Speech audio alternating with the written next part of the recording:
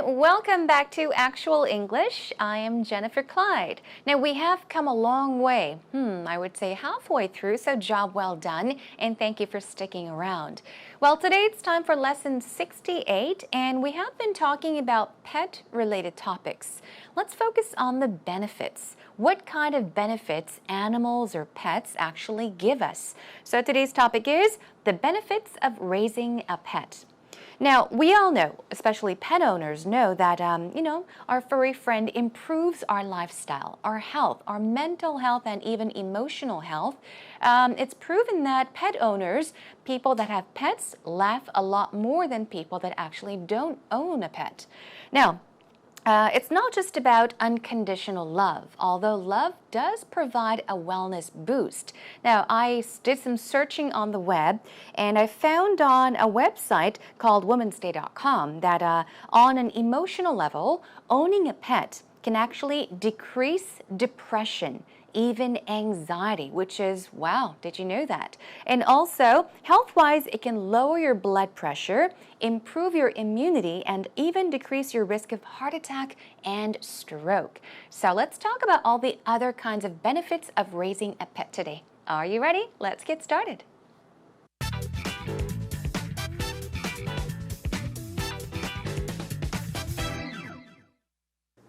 You know, Peter, there's a great organization in the States where they, I guess, give dogs to war veterans. Oh, really? Yeah, so soldiers who have come back from war and they might be experiencing depression or loneliness.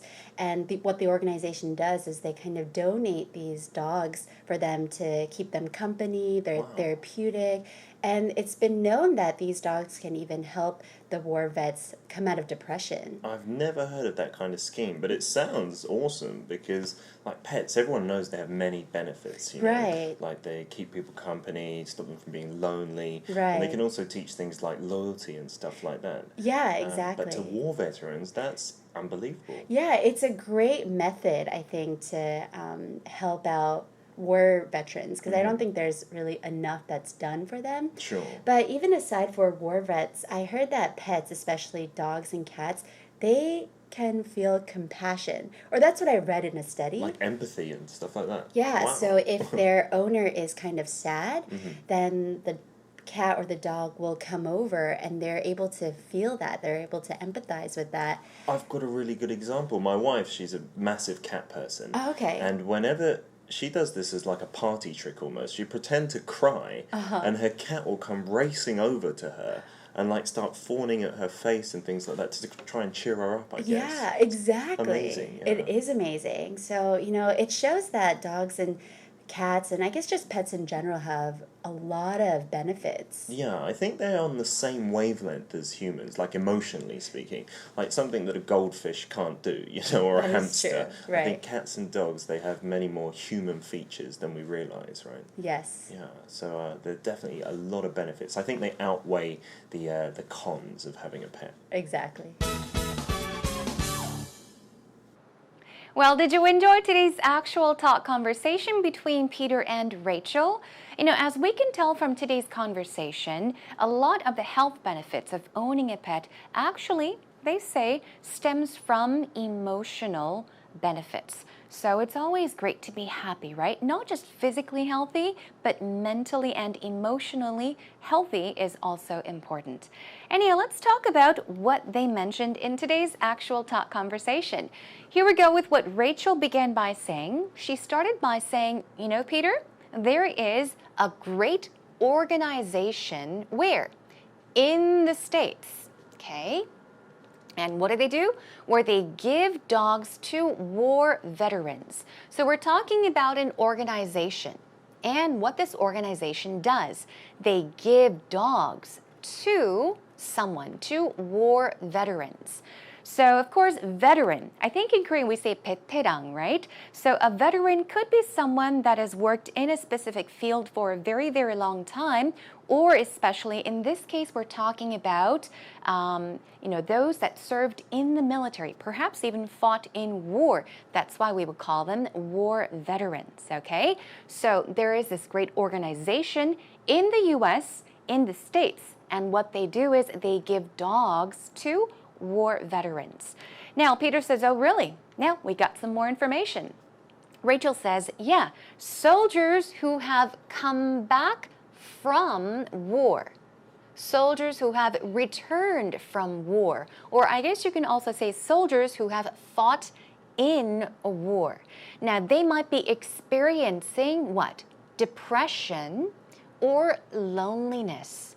I heard that, yes, it is true that many war veterans, they do go through a difficult time afterwards. There are mental illnesses or disorders such as depression.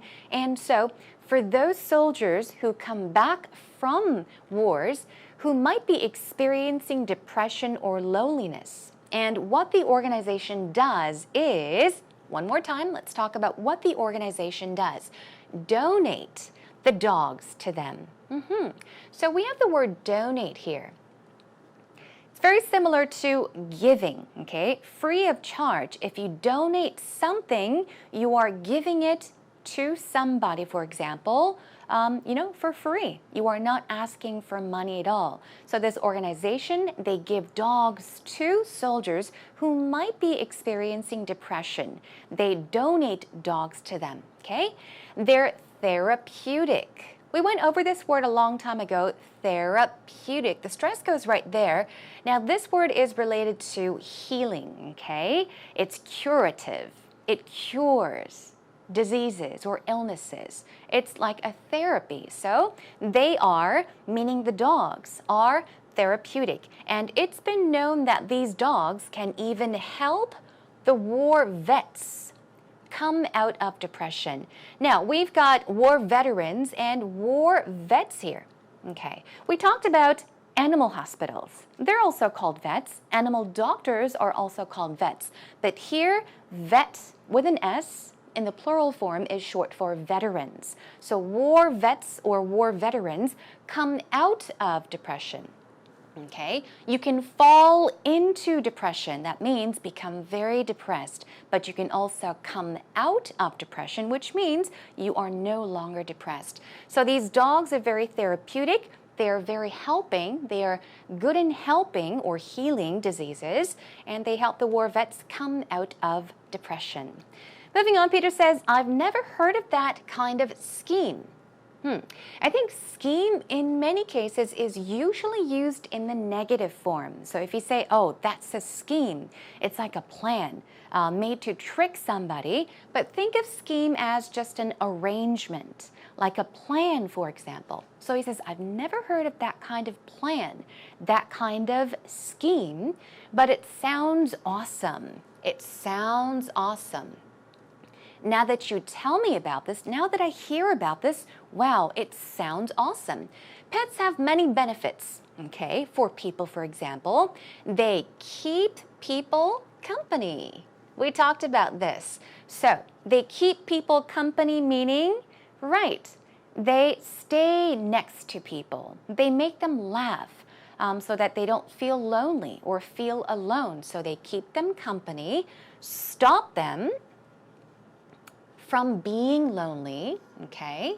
And they can also teach people things like loyalty. Yeah, there are many things that people, actually human beings like you and me, that we learn from animals as well, right?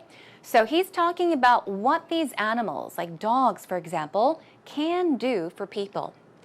Now, Rachel says, yeah, it's a great method, I think, to help out war veterans. Now, cause, that is, of course, with the apostrophe there, that's just short for because. I don't think there is really enough that is done for them. A lot can be done to solve a problem, right? But in this case, she is saying, I think it's a great method, especially because not many things are done for these people in order to help them. So this is a great method. But even aside from war veterans, okay, we've got war veterans, but aside from them, I heard that pets, especially dogs and cats, feel compassion. What is compassion? We went over this word. Compassion is like a feeling of sympathy or empathy. You may have empathy for someone. A feeling that you get when you see someone going through a hard time. You can share that person's loneliness or a person's sadness, and you want to help out so that they can get out of that situation, okay? So if somebody is suffering and you feel bad for them, you want to help them survive or even become better, help them come out of that situation, you can say feel compassion for someone or compassionate. Anyhow, Peter says like empathy and stuff like that. Empathy is also a way of being able to agree with someone or even share someone's thoughts or feelings about something. Now, Rachel says, yeah, if their owner is kind of sad, okay, we're talking about the owner, and here we're talking about cats or dogs. So if the cat or the dog's owner is kind of sad, then the cat or the dog will come over and they're able to empathize with something. Also share the same feeling, share somebody's sorrow or even difficulty. So what Rachel is saying, dogs and cats, they can kind of relate to their owners. If their owner is feeling happy, the dogs feel happy too. If their owner seems to be feeling sad, the dog or the cat seem to be able to share that feeling of sadness. All right? Okay, let's move on. Now, Peter says, I've got a really good example. Okay, here is the example. He's talking about his wife from here on. My wife, she's a massive cat person. Okay, massive is another word for huge, gigantic, very big. And cat person, we all know a cat person is what? We went over this many times. A cat person is not like a cat woman or a cat man, but a person that likes cats. You remember, right? So his wife is a very big cat person. She's a huge fan of cats. She loves cats. And she would pretend to cry, act like she's crying, and her cat will come racing over to her and start fawning at her face to try and cheer her up. Now, this is just a story of what the cat does when Peter's wife acts like she is sad and she pretends to cry. She's not really crying because she's sad. She acts like she's crying, so she pretends to cry. The cat will come racing over to her. Race, it means to run very fast, right? Cars can race. People can race each other as well. So this just means to run over to somebody or something very, very quickly and start fawning at her face to try and cheer her up. Fawn, we'll go over that word later on as well. It's just what a cat may do, or even I think especially dogs may do this even more. So the whole point is the cat tries to cheer her up. Okay, and then Rachel says it is amazing. So, it shows that dogs and cats, or pets in general, have or they provide a lot of benefits. Okay, now Peter says, yeah, I think they are on the same wavelength, okay, as humans emotionally, he's saying. Now, to be on the same wavelength, we'll go over this pattern later on and try some sentences, but to be on the same wavelength means to agree with somebody about something, okay? So if I say, we are on the same wavelength on or about a certain topic, it means that you and I agree on many things about that topic. So he's saying, yes, I think they are on the same wavelength as humans, meaning dogs and cats, are emotionally very much like us, human beings. Okay, all right, let's move on. Like something that a goldfish can't do. That's right, goldfish, we can't really relate to goldfish emotionally, or a hamster, right? We don't relate to hamsters emotionally as well. So he says, I think cats and dogs, they have many more human features, meaning they're very much like human beings. Compared to hamsters or even goldfish, dogs and cats, yes, they're very much like human beings. Then we realize, right? Okay, Rachel says, of course, yes, and then moving on. So there are definitely a lot of, once again, benefits. Okay, we're talking about benefits today. I think they outweigh the cons of having a pet. What is this word, outweigh? Okay, outweigh is another word for overpower. It means to exceed something. So what he's saying is, I think they, meaning cats and dogs, yes, they outweigh the cons. Pros and cons you've heard of. Pros are the advantages, the good things, and cons are the negative, the bad points of something. So he's saying, well, there are cons, the negatives of having a pet, but they definitely are more important than those cons, meaning there are more benefits than the opposite, okay? Well, anyhow, Rachel seems to agree. She says exactly. And I would have to say, yes, there are also many, many benefits that animals can provide us. Not only pets, but I guess animals in general. Let's have a listen to the conversation one more time. You know, Peter, there's a great organization in the States where they, I guess, give dogs to war veterans. Oh, really? Yeah, so soldiers who have come back from war and they might be experiencing depression or loneliness. And what the organization does is they kind of donate these dogs for them to keep them company, they're therapeutic. And it's been known that these dogs can even help the war vets come out of depression. I've never heard of that kind of scheme, but it sounds awesome because, like pets, everyone knows they have many benefits. You know? Right. Like they keep people company, stop them from being lonely. Right. And they can also teach things like loyalty and stuff like that. Yeah, exactly. But to war veterans, that's unbelievable. Yeah, it's a great method, I think, to help out war veterans, because I don't think there's really enough that's done for them. Sure. But even aside for war vets, I heard that pets, especially dogs and cats, they can feel compassion. Or that's what I read in a study. Like empathy and stuff like that. Yeah, Wow. so if their owner is kind of sad, then the cat or the dog will come over and they're able to feel that. They're able to empathize with that. I've got a really good example. My wife, she's a massive cat person. Oh, okay. And whenever she does this as like a party trick almost, you pretend to cry and her cat will come racing over to her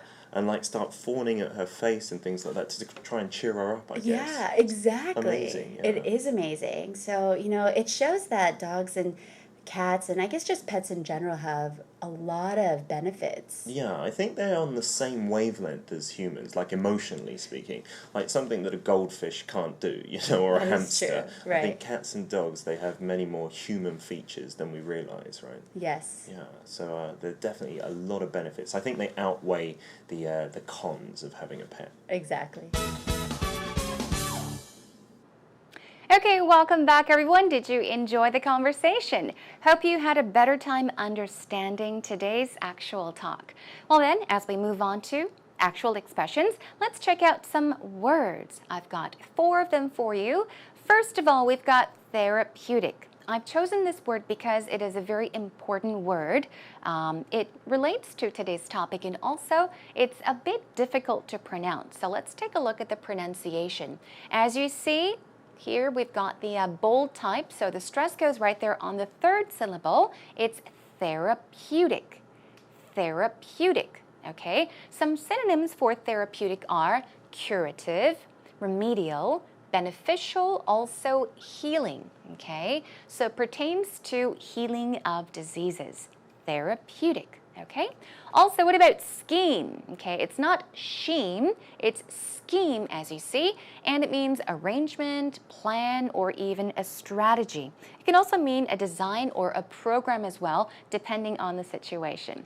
The next word is fawn, okay? Now, in today's actual talk, they were mentioning something about a cat fawning, right? Fawning to try and cheer whose wife up? That's right, Peter's wife up, to cheer her up. Fawn is just a way of acting affectionately. I think more than cats, dogs do this. So they become very friendly and they want to cuddle with you and they just become really sweet. To act sweet, I guess. So when it comes to dogs, just walking up to you, cuddling with you, and acting very sweet, try using the word fawn, okay? And one more, outweigh. The stress goes right here. It means to be more important or significant than, and it means to exceed or even surpass, okay? Outweigh, more important, just keep that in mind. Now let's move on to some patterns. The first pattern is what plus something or someone, do or does, is, and then verb. It looks very complicated. Let's check out 2 sentences. The first one is, what they do is. Now, in today's actual talk, we were talking about an organization, but let's say what they do is, and then add the verb. Design your entire house for you. You can talk about a company. You can talk about a certain organization. You can talk about a group of people, right? So you can say what somebody or something does is. What they do is design your entire house for you. Okay, one more. What the organization does is what? Is help people fight depression. Okay, now let's move on to another pattern. There was race over. Yes, as Peter was talking about his wife and her cat. Now when she pretends to cry, that's right, the cat would race over to her, right? I think that was it, yes, race over to, meaning to move quickly to, run over to, or go somewhere very fast, okay, at a fast speed. You can say, I saw the little girl racing over to her father. Maybe she was scared, right? Okay, I saw the little girl racing over to her father. Another one.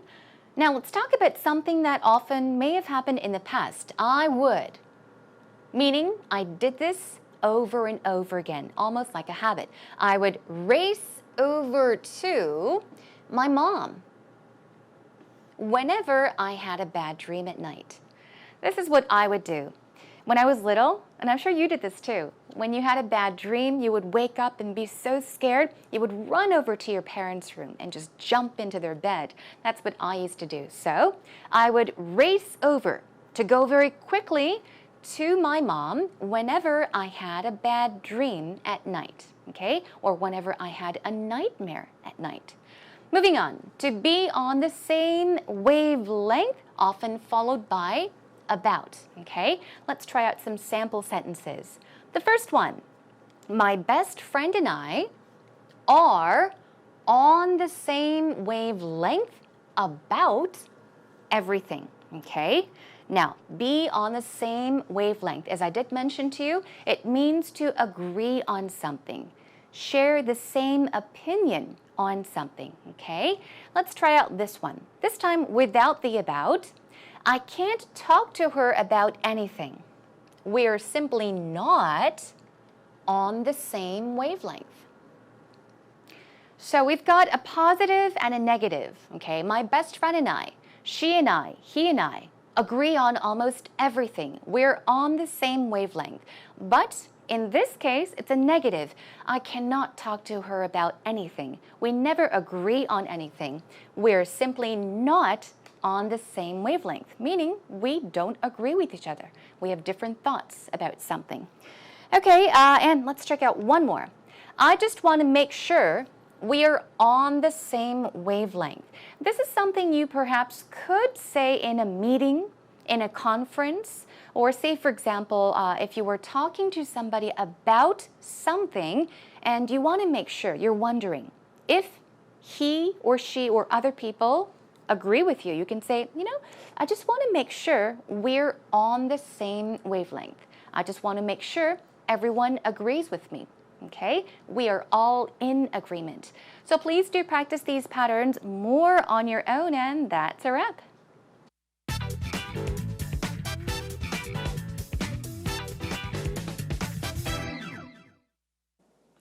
I think one of the biggest benefits of raising a pet is a sense of responsibility and a sense of gentleness.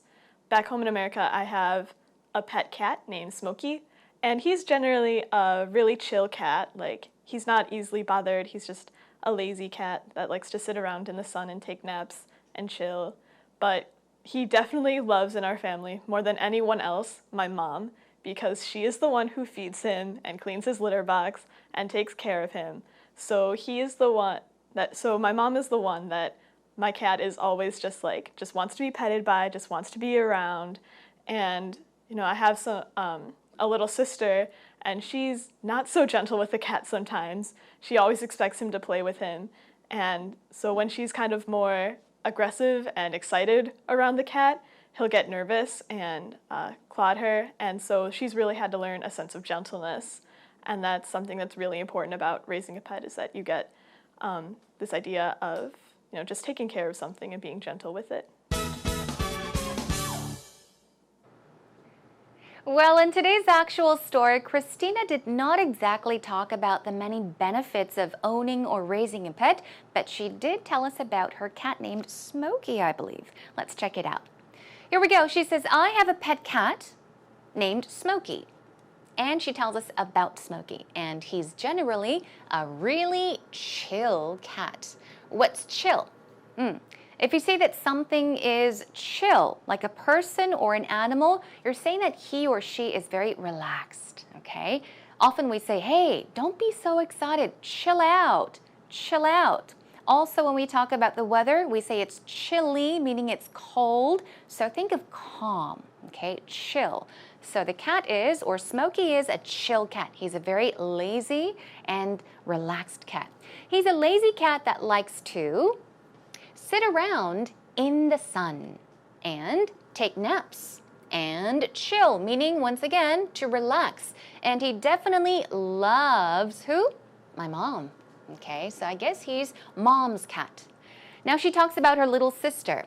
When she's aggressive and excited around the cat, what does he do?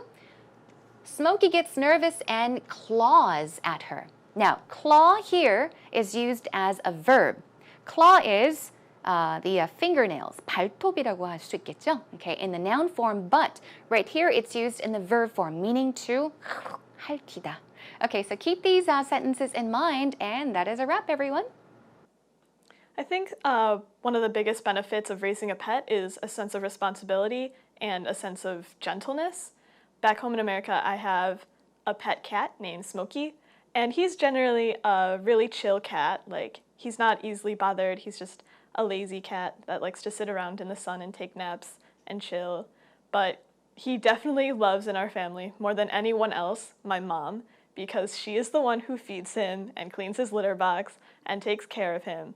So my mom is the one that my cat is always just wants to be petted by, just wants to be around. And, I have a little sister, and she's not so gentle with the cat sometimes. She always expects him to play with him. And so when she's kind of more aggressive and excited around the cat, he'll get nervous and clawed her. And so she's really had to learn a sense of gentleness. And that's something that's really important about raising a pet, is that you get this idea of just taking care of something and being gentle with it.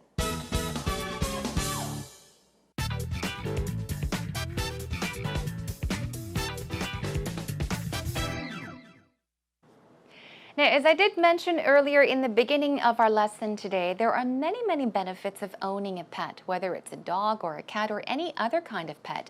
You can relate to them, share your laughter with them, share your sadness with them. So actually, they say that pet owners are a lot happier. There's more laughter in their lives. And I wonder if you happen to be one of those people that have lots of laughter in your life. Okay, that is a wrap for today's lesson. Next time we'll talk about animal abuse, which seems to be a problem not only in Korea but around the world. Let's talk a bit more about that next time. In the meantime, come to our homepage, find your way over to www.ebse.co.kr, and you know what to do? Just look for Actual English with me, Jennifer, and leave us some comments and notes. Okay, until next time, take care and bye for now.